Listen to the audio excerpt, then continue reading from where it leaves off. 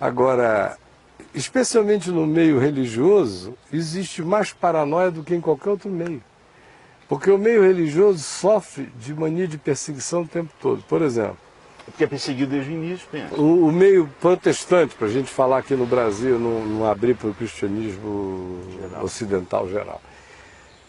O meio protestante começou como uma minoria perseguida aqui no Brasil, perseguida pela Igreja Católica, levavam pedrada, não sei o que, eram chamados de bode, diziam que no culto protestante o diabo aparecia, aquelas mesmas coisas que os romanos antigos faziam acerca dos cristãos primitivos. Eles bebem sangue na ceia, eles fazem orgias, e essas coisas todas também foram atribuídas pelo catolicismo medieval existente no Brasil ainda, quando os protestantes aqui chegaram. Aí eles eram pouquinhos perseguidos, ficaram com mania de perseguição. E nunca largaram essa mania de perseguição, nem quando viraram quase uma maioria. Porque hoje os evangélicos no Brasil não são maioria. A maioria continua a ser os católicos. Mas os evangélicos são a maioria dos fiéis que frequentam os templos. Conquanto a Igreja Católica seja uma maioria numérica, a maioria densa de frequência a lugares de reunião é disparada a maioria evangélica. Então, o volume de frequência a cultos que os evangélicos fazem é infinitamente maior do que o volume de frequência a cultos que a Igreja Católica tem. Então, do ponto de vista da prática do protestantismo, ou da igreja, ou do evangelicalismo no Brasil, com todos os seus matizes e seitas, os evangélicos são um grupo muito mais denso e mobilizável para qualquer coisa no Brasil do que o catolicismo nominal ou esporádico ou qualquer coisa assim. Ainda assim, o complexo de minoria é extraordinário, o complexo de inferioridade. Agrega-se a isso ao fato de que, em geral, são pessoas incultas. Já foram muito mais, mas continua a ser. A média evangélica intelectual, considerando um evangélico classe média, ele é menos culto do que um indivíduo classe média não evangélico. Um evangélico rico é menos culto e menos informado em geral do que um indivíduo não evangélico na mesma posição social e econômica. Porque a igreja também se incumbiu de tirar e afastar qualquer leitura que não seja a Bíblia. Até hoje ainda tem meninos e meninas passando os vestibulares, indo para a faculdade, com o medo danado de perder a fé, porque os seus pastores ficam jogando anátema do púlpito, dizendo que a faculdade é do diabo. Se não for engenharia civil, ou alguma coisa do gênero, administração. Se for medicina, tá? Medicina, psicologia, psiquiatria, qualquer outra coisa desse gênero, é do diabo. Vai perder a fé, física então, astronomia, vai perder a fé, qualquer coisa do gênero. Aí o cara já vai para ali como aquele coitadinho que vai sentar naquela classe, que vai tentar fazer as provas para passar, dar o mínimo possível de opinião, que é para não perguntarem nada a ele. Aí, olha, ele vai introjetando aquele negócio. Em relação às meninas, ele se sente um cocôzinho também. Porque os outros garotos saem na mão, se masturbam, se a menina demole, eles pegam, se der um sorriso, eles ficam. Vão pro barzinho com a menina, se abrir a perna, eles não vacilam. Aí o crente diz, e o que é que eu vou fazer? Se ela sorrir para mim, o que é que eu vou fazer? E se ela não sei o que? Ai meu Deus, eu vou pecar, eu vou isso, eu vou aquilo. Então ele já se sente um esquisito em relação a todo mais. O esquisitismo vai entrando nele até na sexualidade dele, nas afetividades dele, vai ficando diferente dos outros. Aí ele chega, por exemplo, e vai para a igreja. Para uma igreja onde o pastor diz quem ele tem que ser, como ele tem que vestir, como ele tem que se comportar, onde ele pode ir, onde ele não pode ir, que geografias são de pecado, que geografias são sagradas. A vida dele está toda escritinha ali. Ora, um indivíduo que se submete a uma coisa dessa já está com a mente de nós, tão enfraquecida, que ele já está sendo guiado, teleguiado, e a capacidade dele de autodeterminação praticamente já foi. Se no processo ele comete erros, ele sempre os cometerá, Se ele se masturba, era melhor ele ter matado alguém. Não é? Então cortado a mão. Se ele vacilou, uma menina muito bonitinha, deu um sorriso, ele não aguentou e ficou com ela, ele vai lavar a boca com criolina e fazer jejuns desesperados, dependendo do grupo ao qual ele frequente. Se outra coisa a mais acontece, ele vai dizer, Deus só vai ouvir a minha próxima oração daqui a 2 anos. Porque nos próximos 2 anos eu estou sem crédito. Os 3 Pais Nossos e 10 Ave Maria dos católicos têm mais efeito do que o sangue de Jesus dos evangélicos. Claro. E além do que, evangélico não tem linha direta com o pai, ele tem celular de crédito adquirido. Como assim? Isso? Eu não entendi. Ele não tem linha direta, quando acaba o crédito, se ele não compra mais, ele não fala, ele no máximo recebe, só recebe notícia ruim. É um celular receptivo. Pois bem, a essa culpa que está aí presente, você agregue o fato de que existir já é uma coisa absolutamente complicada, densa, complexa. Coloque o indivíduozinho com essa cabecinha nesse negócio aí e agrega ainda isso, o fato mais importante, o diabo. O diabo ao derredor, o diabo tentando, o diabo pegando, o diabo doido para entrar, o diabo que vai passar em qualquer brecha.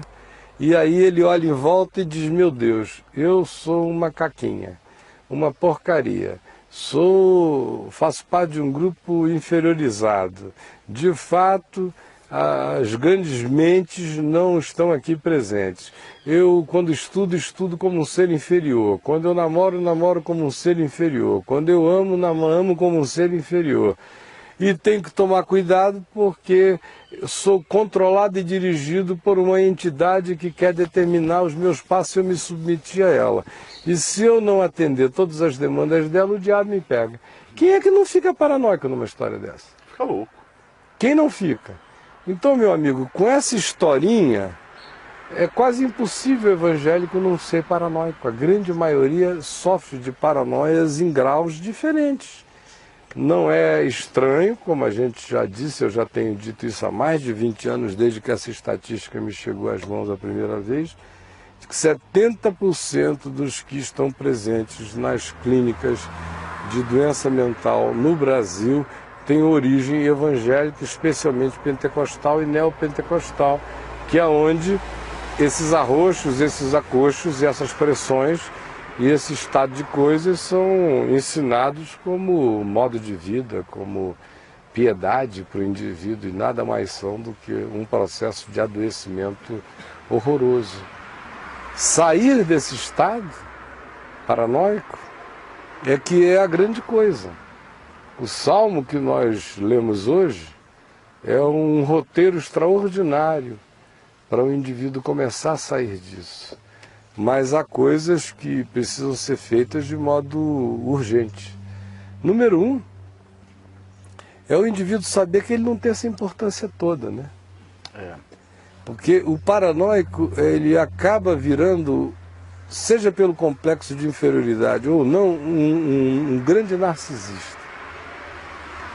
Porque para o indivíduo pensar que o mundo inteiro conspira acerca dele, é preciso que ele atribua a si mesmo uma importância poderosa. Poderosa. Eu já tive que dizer barbaridades para alguns paranoicos. Eu digo, pelo amor de Deus, você acha, com toda honestidade, com tanta coisa que eu tenho para fazer, eu não estou querendo te menosprezar, meu irmão, mas é paulada grande que mata a cobra. A última vez que eu pensei em ti faz uns 3 meses. E você ficou esses 3 meses pensando que eu estou todo dia pensando a teu respeito e alguma coisa a respeito. Olha, nem se você fosse o presidente do mundo, eu não tenho esse tempo nem para o diabo, quanto mais para você, meu filho. Aí, olha, não venha com paranoia para cima de mim, porque eu espanco o paranoico até ver se ele cai na real. Eu sou o pior cara para tratar de paranoico, porque a primeira injeção que eu dou nele é de um enxergômetro. Porque o indivíduo, para se sentir e se ver paranoico, ele tem que ter uma suspeição de uma hiperimportância negativa. Acerca de si mesmo. De si mesmo. Já começa daí. Já é um narcisismo ao contrário. E o processo é demorado. Você tem que ir reeducando essa mente. Tem gente que dá 10 passos para frente, 8 para trás. Aí você anda com ele, aí ele está ali, já está 3 meses que ele está mais ou menos bem, começando a saber que não é assim, que ele não tem essa importância toda não, que a vida continua, que a fila anda. Ninguém tem tempo para ficar falando dele, ai meu Deus. Se enxergue, meu irmão. Pelo amor de Deus, se enxergue. Ó, eu estou aqui sentado. Hoje é o ano de 2010 já. Nos anos 90 era impossível eu estar em qualquer lugar da Terra sem que houvesse, em qualquer segundo do dia ou da noite, no mínimo milhares de pessoas falando a meu respeito, talvez até 1 milhão de pessoas falando a meu respeito durante o dia. Já pensou em... E eu nunca dei a mínima. A mínima. Depois veio 98 com aquele negócio todo. Eu tinha certeza que cada dia tinha assim 3, 4 milhões de pessoas, eu era o assunto de todos os almoços, bares cristãos, restaurantes, conversas, reunião de oração, só dava a minha desgraça, eu não dei a mínima. Como processo de recuperação do seu próprio... Não, é que eu nasci para não dar a mínima, meu irmão. Eu não nasci para ser paranoico, essa é que é a verdade. Eu não nasci para chegar num lugar onde eu chego. Na maioria dos lugares, mesmo hoje em dia, as pessoas se me reconhecem, falam a respeito. Eu ando nos lugares, eu vejo gente falando que eu estou chegando, falando pro tal, o Caio Fábio aí chegando aí, o Caio Fábio chegando aí. A minha mulher toda hora dá uma olhada para trás, sempre flagra gente virada dizendo ele lá e tal. Então eu nasci e me criei, e graças ao meu pai, depois ao Evangelho, para ser tudo menos paranoico. Vocês estão falando bem, aleluia, estão falando mal, não estão me dizendo nada a respeito. Agora, você treinar a mente para viver as implicações dos seus próprios pensamentos e treinar a mente para ela não ficar influenciada nem com a opinião objetiva dos outros a seu respeito, é que é o grande negócio. Porque tem gente que não era paranoica até que comecem a objetivamente tramar contra a pessoa.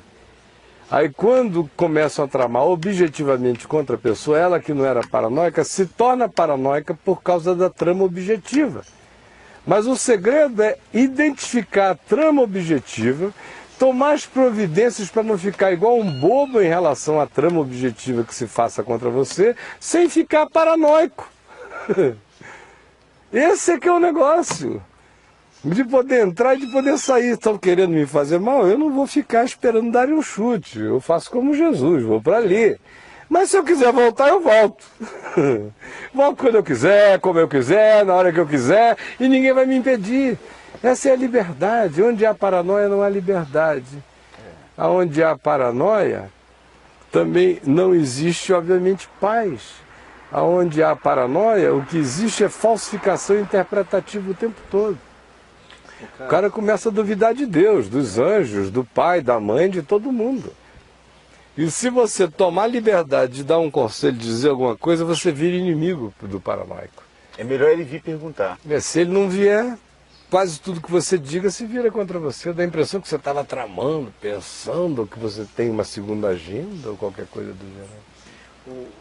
Eu estou entendendo que a paranoia, o tratamento dela se resume praticamente à conversa, à análise.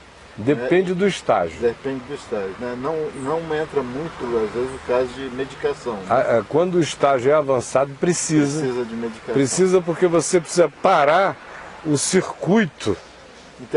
Interromper aquele circuito que já é cerebral, neurológico. Ou seja, você quer uma experiência disso? Você já experimentou concordata na vida, ou falência na vida, e eu também. Não é? Já experimentou perrengues na vida, julgamentos na vida, eu também. Lembre de você no auge daquelas histórias. Veja se durante aquele tempo, por exemplo, quando você estava enfrentando um perrengue ali das lojas com dificuldade, se você tinha outro pensamento que não fosse o de um hamster, pensando o tempo todo naquilo, de modo que se nascesse um neto, você ia sorrir e dizer, meu netinho nasceu, e 5 minutos depois a tua cabeça já estava em outra. Nada consegue interromper aquele processo. Ora, é esse tipo de processo que no teu caso tinha uma razão objetiva. No caso do paranoico, não necessariamente tem qualquer razão objetiva. 99% das vezes é paranoia justamente porque não tem relação com a realidade. É uma construção fictícia, fantasiosa, de uma doença interpretativa do indivíduo. Mas imagine aquele estado no qual você estava, não relacionado a uma coisa objetiva, mas inobjetiva. E presente com aquela intensidade. Quanto mais tempo passar, mais viciadamente fica. Tem que tomar uma medicação. Tem que ter uma interrupção medicamentosa. Para quebrar aquele ciclo, o indivíduo ter aquele autorama, aquela fórmula Indy de pensamento que não cessa, tem que ter um pit stop, que nesse caso é a medicação que faz. Mas nenhuma medicação cura de paranoia. O que vai curar de paranoia é diálogo que vai reposicionando o indivíduo na realidade e ajudando o indivíduo a se enxergar. Quem não se enxerga não fica nunca curado de paranoia. Porque o paranoico não se enxerga, ele só atribui ao outro o que de fato só existe dentro dele. Eu não queria, e eu nem quero interromper essa sequência de raciocínio, mas eu quero fazer uma colocação. Não sei se nós vamos tratar disso mais à frente um pouco. A questão do pânico. A diferença da paranoia para o pânico. O pânico, ao meu ver, já é quase que sempre uma intervenção mais medicamentosa do que... A síndrome do pânico, ela começa com uma intervenção medicamentosa, mas ela precisa evoluir para a psicoterapia. Depois, Porque do contrário você vai ficar só tomando frontal e companhia limitada. E não vai ficar livre da síndrome do pânico, ela é reversível, ela é curável. Diferentemente da esquizofrenia instalada, que uma vez instalada você vai ter que tomar medicação para o resto da sua vida, a menos que haja um milagre divino equivalente à cura de um câncer. Do contrário, meu mano, vai tomar um remédio, é bom tomar um remédio, é bom não esquecer de tomar um remédio, é bom ser grato a Deus pelo remédio, e é bom todo dia que tomar um remédio, tomar como um sacramento. Amém. Obrigado, Jesus, por essa ceia de bondade. E tomar um remedinho, sem grilo e sem problema. E é a chance que um esquizofrênico tem. E quanto mais cedo for detectado o processo, mais chance ele terá em obedecendo o processo médico, de aconselhamento médico, mais chance ele terá de viver uma vida normal.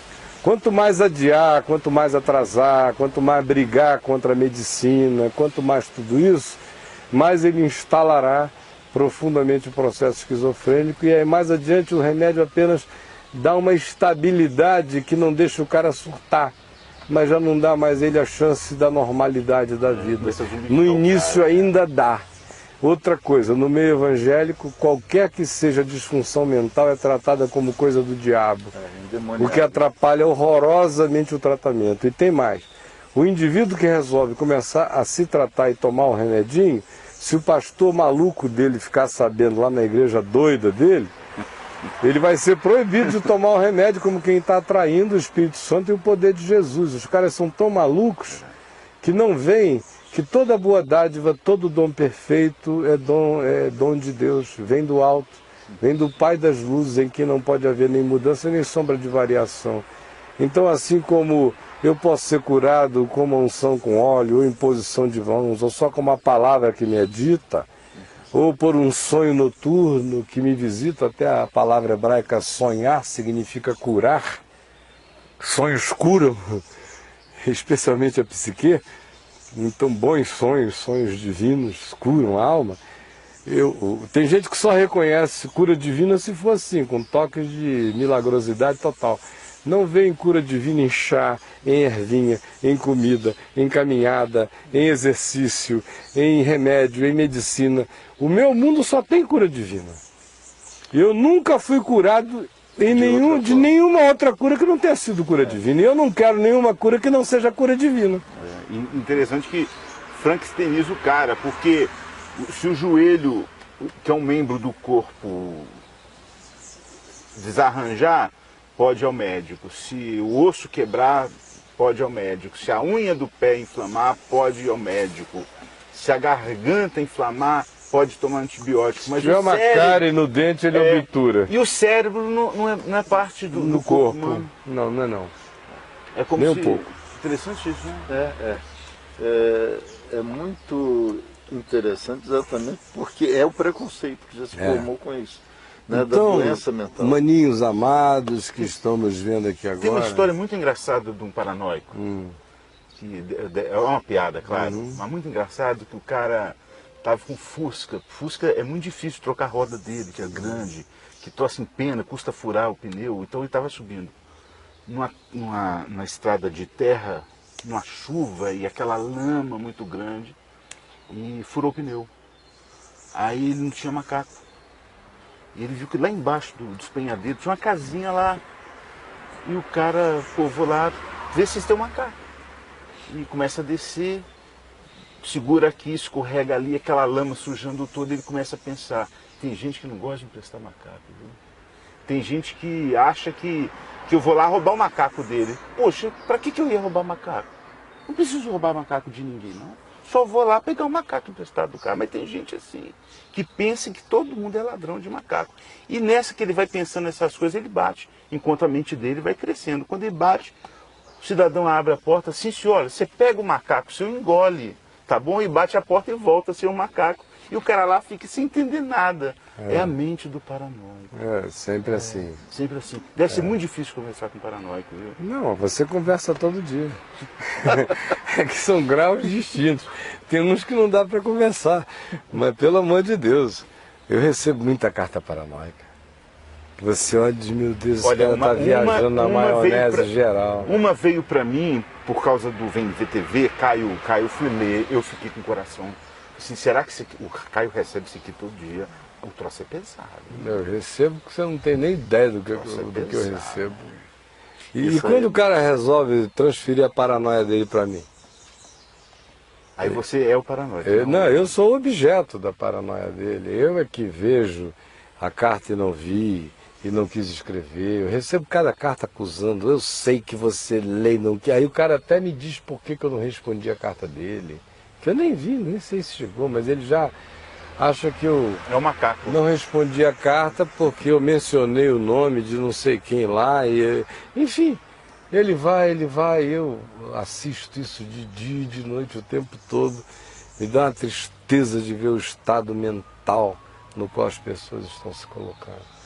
E quanto mais o mundo fica cheio de fantasia, e esse é um mundo que vende fantasia o dia inteiro, as pessoas compram fantasias, e são fantasias que não são vendidas para se tornarem realidade, elas só são vendidas para o otário comprar, porque elas não vão se tornar realidade. À medida em que o indivíduo compra, elas não se tornam realidade, e ele fica ouvindo o testemunho dos que dizem para mim deu certo, a inferioridade dele aumenta, ele começa a desenvolver aquela sensação horrorosa de que com ele não deu certo porque tem alguma coisa errada com ele. Se tem alguma coisa errada com ele, todo mundo deve perceber. Se todo mundo percebe, todo mundo fala a respeito. Se todo mundo fala a respeito, ele é objeto de todos os interesses. Se ele é objeto de todos os interesses, ele é o centro do mundo. Portanto, o mundo inteiro está conspirando contra ele. E o tempo todo essa meleca. Não para. Até quando ele ora, a oração dele é uma doença de repetições das mesmas coisas, e vai adoecendo, e depois que se instala, vira cultura mental, o cara chega e diz, não, eu não vou nem querer ficar curado disso, porque eu já penso assim a vida inteira, e não adianta você dizer, não pense assim, não faça assim, porque não vai mudar. Só muda se o cara quiser ser curado e disser, eu reconheço que os meus processos mentais são adoecidos, são frutos de trauma, de insegurança, de abandono, de manias minhas, são o resultado de eu ter sido traído por gente que um dia eu confiei, e agora eu transfiro isso para todo mundo, ou são resultado do meu complexo de inferioridade, da minha mania de fraqueza, da minha sensação de que, como eu não fui ajudado na vida, qualquer ajuda que me deem já pode ser interesse de alguém que deve estar querendo pegar no meu pé, tudo vira alguma coisa. Até para ajudar o paranoico é difícil. É difícil, porque você começa a ajudar, ele já começa a pensar, o que ele está querendo de mim? O que ele vai pedir? Qual é a hora em que a volta do peru será triste? Quando será que ele vai me apresentar a conta? Aflição, é o tempo todo. Então, até para ajudar o paranoico é complicado, que não é brincadeira. Olha, se eu tivesse tempo aqui para contar os casos na minha vida de gente paranoica que eu tentei ajudar e que se tornaram inimigos horrorosos da minha existência, você não ia acreditar. Porque o paranoico, depois de um tempo recebendo ajuda, ele começa a se sentir humilhado. Porque ele não interpreta nada bem, ele não interpreta aquilo como graça, como bênção, como bondade livre e descomprometida em favor dele. Ele só vai introjetando dívida. Cada vez que você ajuda, ele diz, eu devo. E como ele não tem com que pagar e você tem como ajudar, quanto mais o tempo passa, mais raiva ele sentirá de você inconscientemente, pelo simples fato de que você pode e ele não pode. É uma desgraça, meu irmão. Paranoia é o diabo. Se o indivíduo não abrir os olhos para enfrentar os seus processos mentais, os seus vícios mentais, as suas manias persecutórias, né? A sua mania de interpretação, o seu vício de julgamento, e se ele não cair em si e vir que o outro, na maioria esmagadora das vezes, não tem nada a ver com aquilo ali sou eu pintando o cara com as minhas próprias doenças e imagens e interpretações. Se eu não chegar a essa conclusão e não der razão à realidade e à verdade, eu me tornarei infeliz e cativo de uma bolha que não para jamais de crescer e nem de produzir fantasmas. Jamais. Até chegar aquele momento em que o indivíduo não tem mais cura. Nós ocidentais perdemos o hábito da reflexão. Né? É o que se diz normalmente. Poucas pessoas têm o hábito de refletir sobre o seu dia. A falta de observação de seus comportamentos, que muitas vezes passam desapercebidos até pela pessoa mesmo, pode vir aí formando uma espécie de paranoia, até se tornar uma paranoia? Pode. Agora, juntamente com isso, tem que haver esses outros elementos de inferioridade, ou medo, insegurança, tudo isso tem que estar lá na base do processo. Né? É porque, às vezes, a mente vazia, ou em determinado momento na fase na vida da pessoa, ela começa a ficar meia ociosa e tal, e pode começar a gerar. Mas para mim o pior momento do processo paranoico é quando se instala no indivíduo o sentimento de auto-vitimização. Quando ele passa a dizer, pobre de mim, eu sou um coitado, e dizer, o mundo deve a mim, quem quer que me ajude não faz mais do que a sua obrigação. Se tivesse uma dívida do mundo para com a pessoa, quando o cara entra nesse processo aí, meu amigo, ele vai ser muito infeliz, porque fora o pai, a mãe, o melhor amigo, Deus e os anjos, o mundo não vai tratá-lo assim. Esse momento, para quem tem o hábito de refletir sobre o seu dia a dia, é mais fácil dele detectar isso e procurar logo imediatamente. Se ele tiver o hábito de olhar para dentro dele mesmo. Com bons olhos. Com bons olhos, com olhos de graça. Exato. Porque o cara tem que ter até graça para se enxergar. Ele não precisa, às vezes, nem procurar ajuda, ele começa a corrigir por ele mesmo. Salmo 139, se for verdade para ele, Senhor, tu me sondas e me conheces. Sabes quando me assento e quando me levanto. De longe penetras os meus pensamentos. Conheces o meu andar e o meu deitar. Ainda a palavra me não chegou à língua e tu, Senhor, já a conheces toda. Tu me cercas por detrás e por diante, sobre mim pões a tua mão.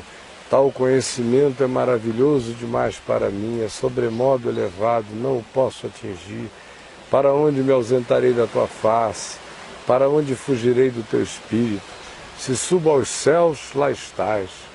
Se faço a minha cama no mais profundo abismo, lá estás também.